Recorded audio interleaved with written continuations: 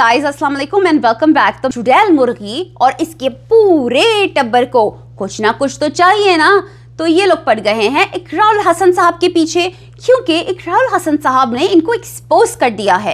इकरारुल हसन साहब क्यों कर देते हैं यार आप इन बुरे लोगों को एक्सपोज? आपको चाहिए ना इनके सीक्रेट्स अपने पास रखें। देखें, आपने इनको एक्सपोज करा और अब ये आपके पीछे ही पड़ गई हैं। देखें, अब आपको धमकियों पे धमकियां मिलना शुरू हो गई हैं।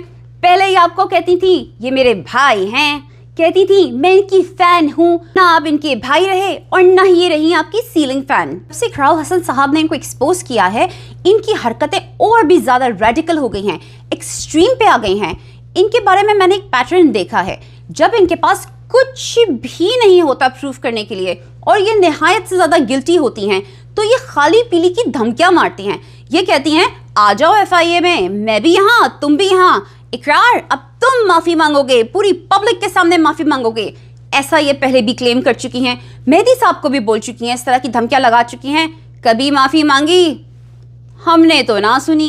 अरे भाई, पहले तो आप इस चीज पे माफी मांग ले हमसे कि वो बच्ची लाहौर अकेले नहीं गई, क्योंकि आप तो बैठ के ये भी क्लेम करती थी कि वो अकेले लाहौर गई है। अब आप इस बारे में बात ही नहीं करती। प्लीज प्लीज अब कोई तो इस बारे में बात करे।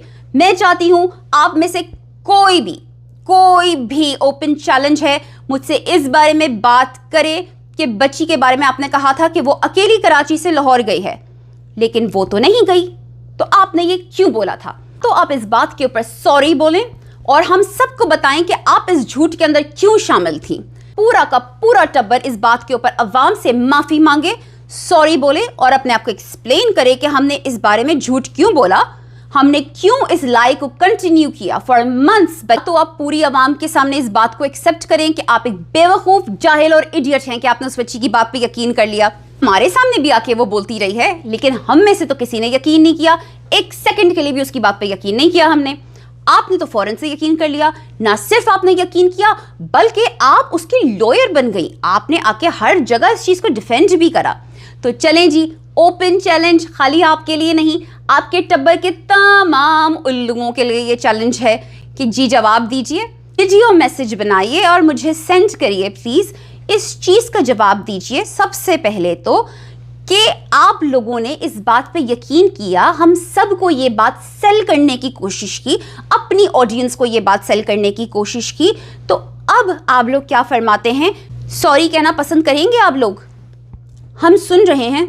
और प्लीज ये मत कहिएगा कि वो कोकाफ के जिन की बेटी है, जिन्नात की बेटी है वो, उसने हमें भी हब्ज़े बेजा में रख लिया था, जाफरी को, जुनैरा को, एडी को, फैसल को और मियां आसिफ को। प्लीज हमसे नहीं बर्दाश्त होगा ये। जवाब मुझे चाहिए, ओके? कोई भी जवाब नहीं देगा। इनमें से कोई भी अपनी की हुई गलतियों का जवाब कभी भी नहीं देता, क्योंकि ये लोग एक दूसरे को जवाब देना पसंद करते हैं। अवाम के सामने ये लोग कभी भी पिछली बातों के ऊपर नहीं जाते, और कहीं पकड़े जाते हैं तो सारा का सारा इल्जाम लगा देते हैं कोकाफ के जिन की बेटी पे।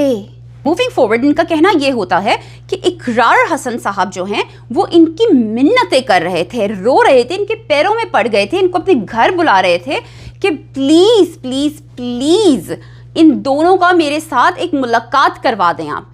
मैंने इनका इंटरव्यू करना है, मैंने इनकी मुझसे मुलाकात करनी है, मैंने इनकी पेरेंट्स से मुलाकात करवानी है, प्लीज आप मेरी इनसे मुलाकात करवा दें। वो डेस्परेट थे, और चूंकि ये तो है बहुत ही मासूम, बहुत ही साफ दिल की, और अवाम के सामने तो ये अपने आप को नोबेल प्राइज विनर बनाना चाहती हैं, तो इन्होंने कहा कि जी मुझे तो कोई मसला नहीं था, इकरारुल हसन मेरे भाई हैं, मैं तो उन पे ट्रस्ट करती हूँ, मैं तो शुरू दिन से चाहती हूँ कि बच्ची और बाप के बीच में वैसे ही सुलह हो जाए, इनके मामला सॉल्व हो जाएं, ये लोग अपनी लव स्टोरी को आगे बढ़ाएं, अपनी शादीशुदा ज़िंदगी में खुश रहें।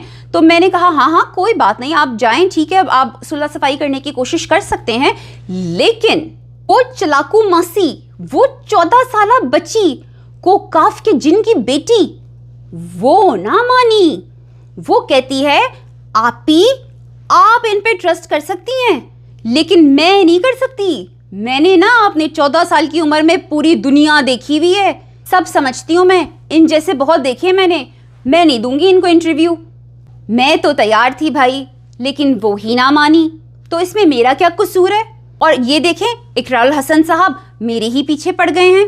चुड़ैल कुकड़ी एंडिंग नोट के ऊपर इकरारुल हसन साहब को एक बेवकूफ बच्चे की तरह फिर से रिमाइंडर देती है कि रोजाना मैं आपकी कॉल में से थोड़ा थोड़ा लीक करूंगी आवाम के लिए। एक तो मुझे ये समझ नहीं आता यार, थोड़ा थोड़ा आपने क्यों लीक करना है? आप धमकी क्यों दे रही हैं? अगर आपने इकरार साहब को एक्सपोज करना है तो आप डायरेक्ट एक्सपोज कर देना। वो तो आपको नहीं थोड़ा थोड़ा एक्सपोज करते, वो तो आते हैं अपना वीलॉग बनाते हैं और आपको डायरेक्ट एक चपेड़ मारते हैं खींच के।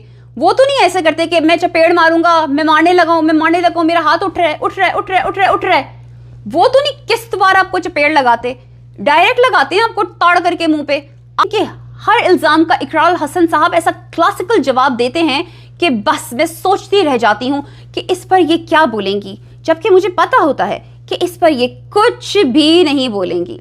जब इन्होंने इकरारुल हसन साहब के ऊपर इल्जाम लगाया कि मैं उनसे होटल के रूम में मिलने गई थी, ओ माय गॉड, वो लुंगी में बैठे हुए थे, ओ माय गॉड, देखें जरा किस तरह के आदमी हैं, ब्ला ब्ला ब्ला, मैं तो इनको ये समझती थी, मैं तो इनको वो समझती थी।